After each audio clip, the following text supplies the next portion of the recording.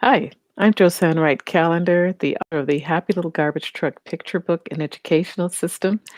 And I've been going through a lot of activities that I believe in my teaching practice to be of a real wonderful, useful help to students who are learning to self regulate. And we were looking at the hidden senses of proprioception, vestibular, and interoception as the areas where we can actually support the child to have a successful day in school. So, interoception has taken me on this quite a winding path, but it has revealed a lot of things to me, the study of this particular hidden sense, which is what a person is able to using this sense, a person is able to make sense of their external stimuli internally. And it's an area that helps build self esteem, interpersonal relationships, and self regulation. So you could see why I was really interested in looking into interoception.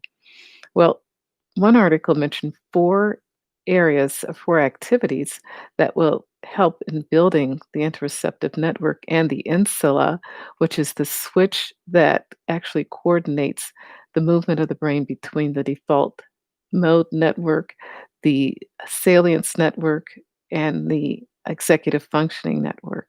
And those networks, default mode, I found out actually helps with learning of vocabulary, but it also is the kind of the stationary mode that we're in most of the time when we're just um, enjoying just say like we're driving or we're thinking about our lunch, we're enjoying the day, we feel the breeze in the air.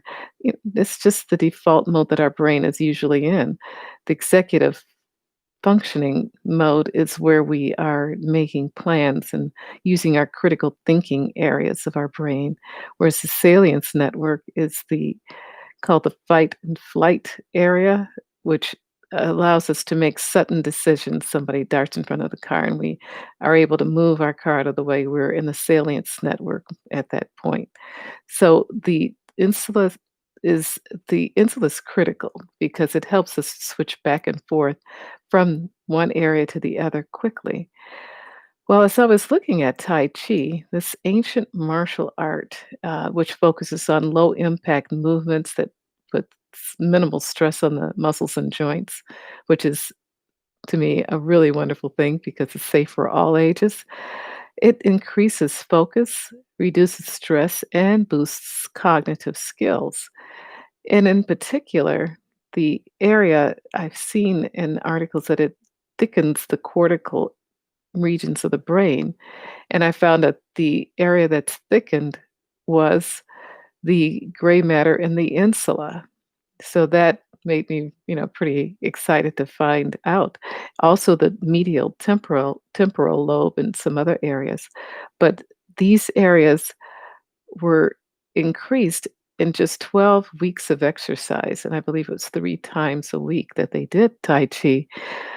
But in particular, the memorization of these movements, and I believe there are 8 movements to each section, and you can move up the scale to higher levels, which incorporates some of these images in like a mirror image where you start with the right foot on one and then you go to the left foot on the same or start on the right side, and then you go to the left side with the same 8 movements. I took a couple of classes. I'm not an expert in Tai Chi by any sense of the word or the of any imagination that I might have.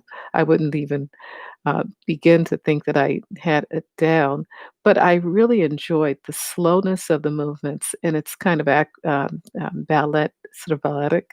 You're doing these very slowly, so you're moving through water, and it is a memory activity because all of these movements have a certain position for the arms, the hands, the feet, and the legs.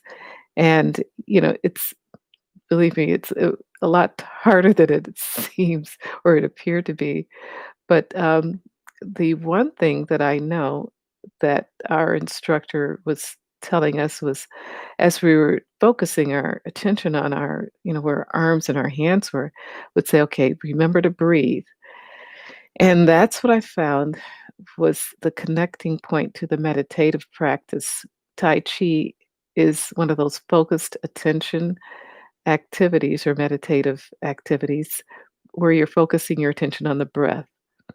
And this in itself increases neuroplasticity. So it's an amazing activity to be involved in. And then I found out another article, which I will include in this link, called Baduajin, is they said a common form of Qigong, Qigong, I believe, that has the same kind of movements. But that activity, as well as Tai Chi, they found increased the gray matter. So there are a couple of meditative practices besides Tai Chi that work in the same way, basically. I've never taught Tai Chi to any of my students. However, I did talk with a man who, a friend of ours, who does teach Tai Chi, and I was discussing with him how this might help one student that I knew of, actually during this COVID quarantine.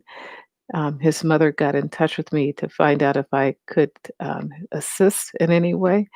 And as I thought about this child's, he's unable at times to extend his focus in his online learning classes to stay attentive for the entire class. He would cut out, teacher would see his name on the screen on the Zoom and knew that he was probably playing a video game.